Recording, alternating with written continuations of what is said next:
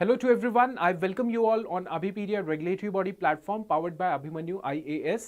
आज के इस सेशन के अंदर एक सवाल है, वो सवाल है कि do you want a high paying secure job after BA. So इस सवाल का जो जवाब है, वी ऑल नो दैट हर इंसान चाहता है, हर स्टूडेंट चाहता है जो 3 साल की 4 साल की अपनी ग्रेजुएशन करता है, चाहे वो बीटेक है, बीए है, बीकॉम है, कि उसको एक एजुकेशन लेने के बाद एक जॉब मिले जो कि सिक्योर्ड हो और साथ ही साथ अच्छी जॉब हो जिससे उसका एक लाइवलीहुड अच्छी चल जाए, राइट। सो ये सवाल का आंसर ऑब्वियसली इस वीडियो के एंड तक आपको मिल जाएगा और इसके लिए आप मेहनत करने के लिए भी तैयार हो जाएंगे अगर आपके दिल के अंदर, आपके दिमाग के अंदर वो जो अवेयरनेस होता है कि आपके पास कौन कौन सी अपॉर्चुनिटीज़ है जिसको आप मेहनत करके उसको अल्टीमेटली रियलिटी के अंदर ला सकते हैं। So it is basically a career counselling session, career counseling session from me because I have experience of almost 10 years in this sector। तो मैं आपको एक प्रॉपर एक करियर काउंसलिंग के अंदर जो है आगे अपॉर्चुनिटीज़ की बात करूंगा जिससे आपका एक जो आपका जो एक जिसे कहते हैं ना नॉलेज जो है वो गेन हो और आप उस नॉलेज के ऊपर कंसिस्टेंटली अपना काम करते रहें in order to get a high paying secure job, right. So let's begin with the session.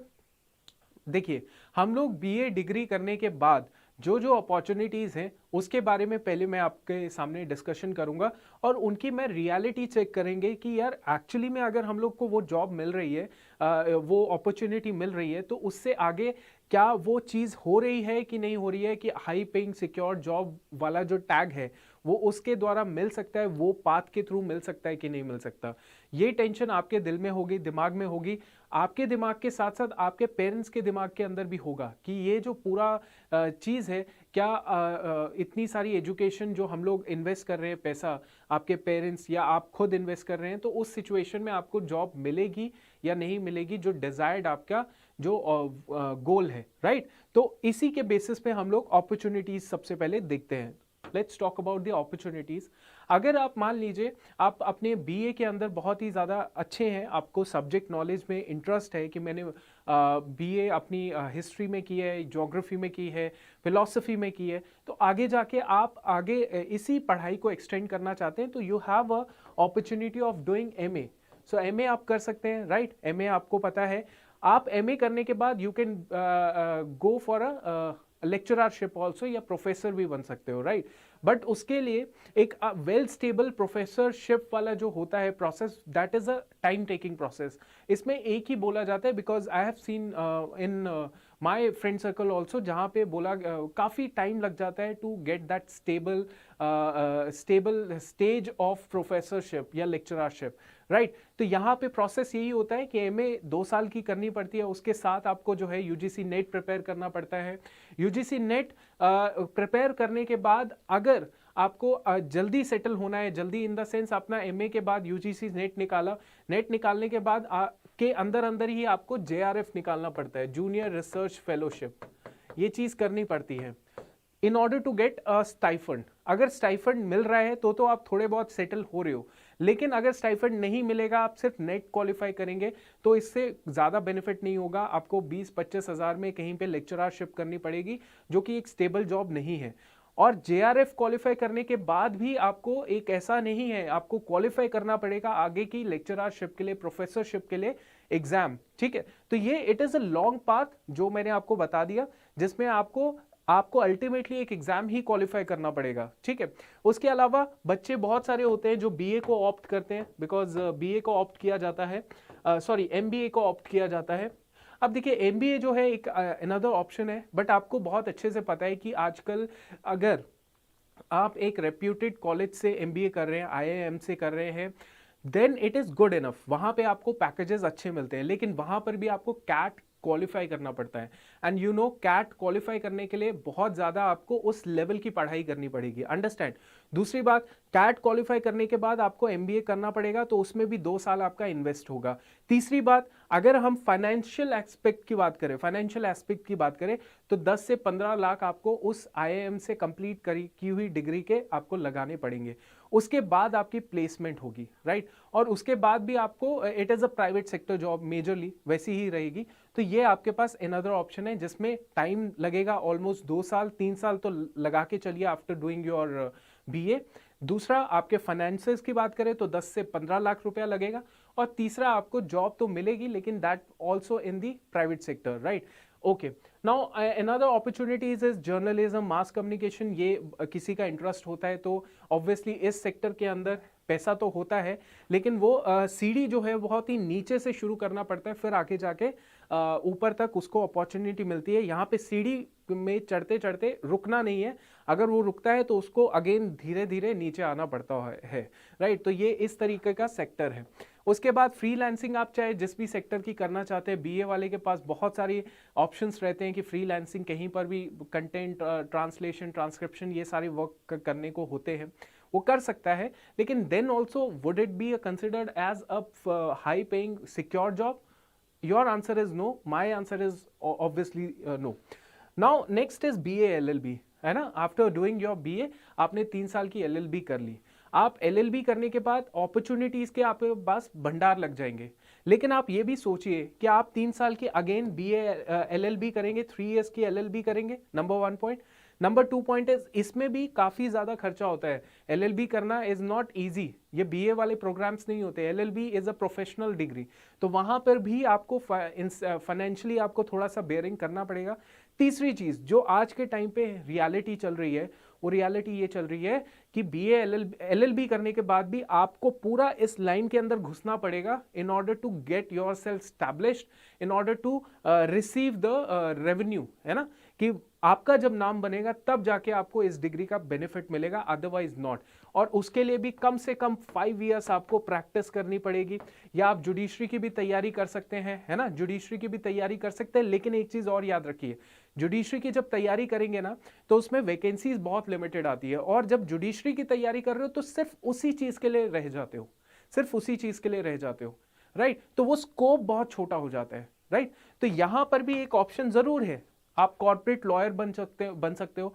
लेकिन कहीं ना कहीं जब आप ये चीज कर रहे हो ना, आपको LLB 3 साल देने पड़ेंगे, उसके साथ साथ आपको 5 साल लगा के चलिए टू मेक श्योर कि आपको वो स्टैब्लिश्ड बनने का टाइम 5 साल के बाद मिलेगा, राइट। तो इतना आपको समझ आ गया। चलो अब मैं नेक्स्ट पॉइंट पे आता हूं। अब आपने बोला होगा कि इतने सारे हमारे पास ऑप्शंस तो हमें सबको पता ही है, लेकिन अब आप ये बताओ ना कि इसका ऑल्टरनेट क्या है।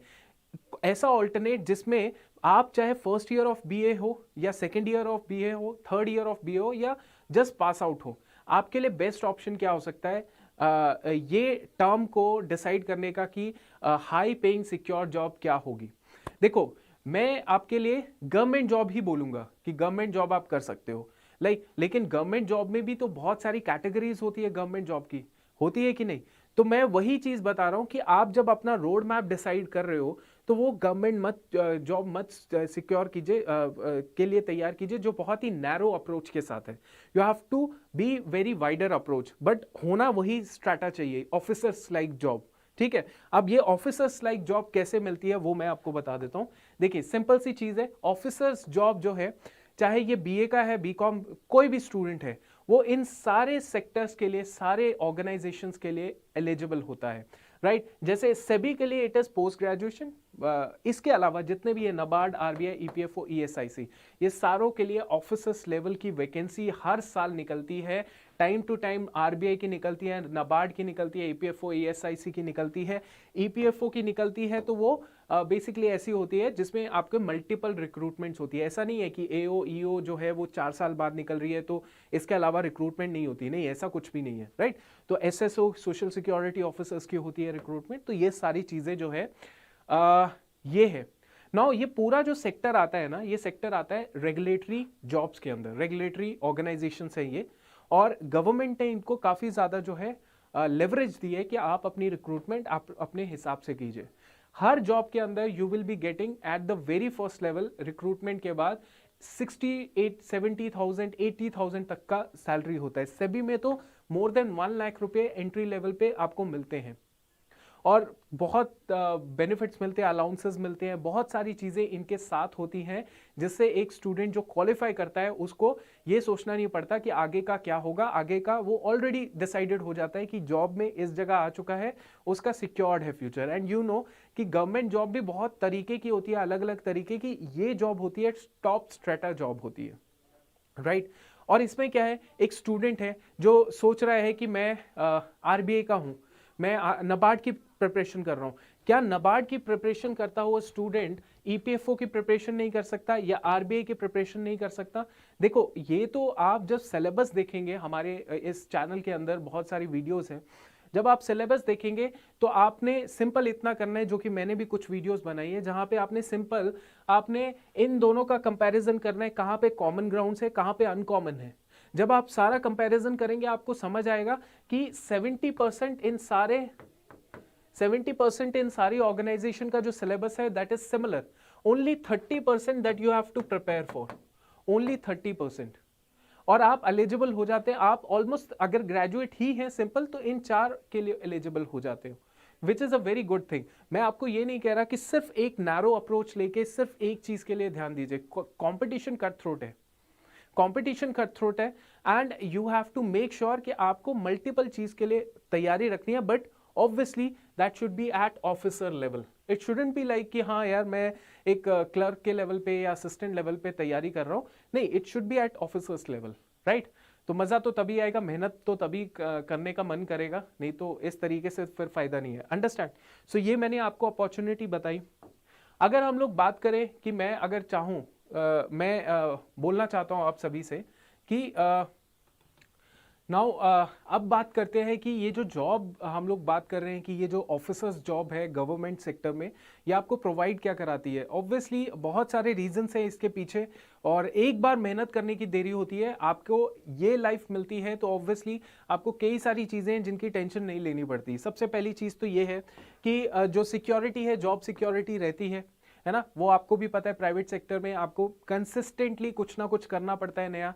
गवर्नमेंट में क्या है, और ये भी ऐसा नहीं है कि ऑफिसर्स लेवल पे आप एकदम शांत, एकदम कुछ करने वाला काम नहीं होता, नहीं।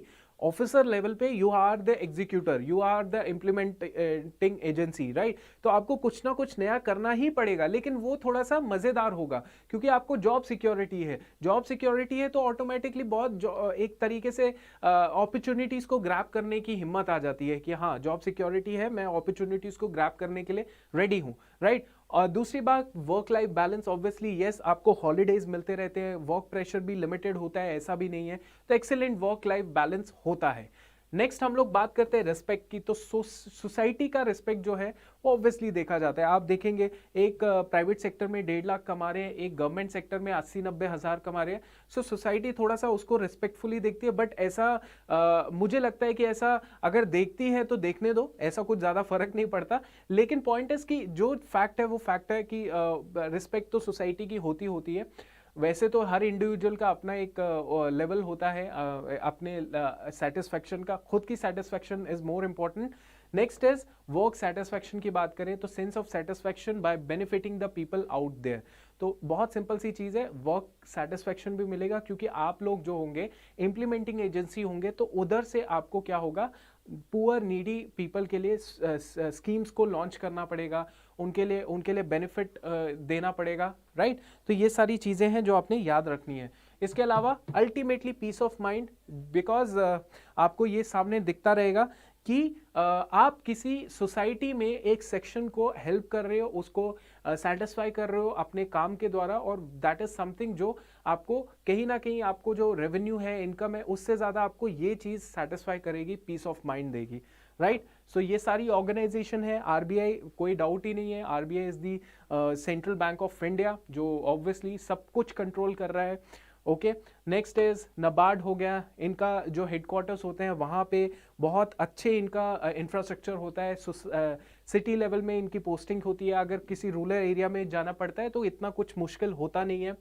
ईपीएफओ हो गया, ईपीएफओ का आज के टाइम पे बहुत ज़्यादा एक तरीके से इसको शेयर करने का या इसको प्रोविडेंट फंड को एक अनटच सेक्शन तक पहुंचाने का ये गवर्नमेंट बहुत ज़्यादा प्रयास कर रही है और ईपीएफओ की इसीलिए इतनी ज़्यादा इंपॉर्टेंस बढ़ती जा रही है डे बाय डे। इसके अलावा ईएसआईसी है, इसके अलावा सेबी है, you know these are the best agencies, these are the best regulatory bodies of India. So ultimately मैं आपको एक चीज़ बताता हूँ, अब इन सारी चीज़ों का सोल्यूशन क्या है। आप मल्टीपल एग्जाम्स की तैयारी कीजिए, ओके, ऑफिसर लेवल की होनी चाहिए, number 1 point. Number 2 point is her exam का जो पैटर्न होना चाहिए वो कहीं ना कहीं दूसरे एग्जाम्स के साथ सिमिलर होना चाहिए, number 2 point is. Number 3 point is आपके पास एक रोड मैप होना चाहिए कि 1 साल 2 साल 3 साल, अंडरस्टैंड।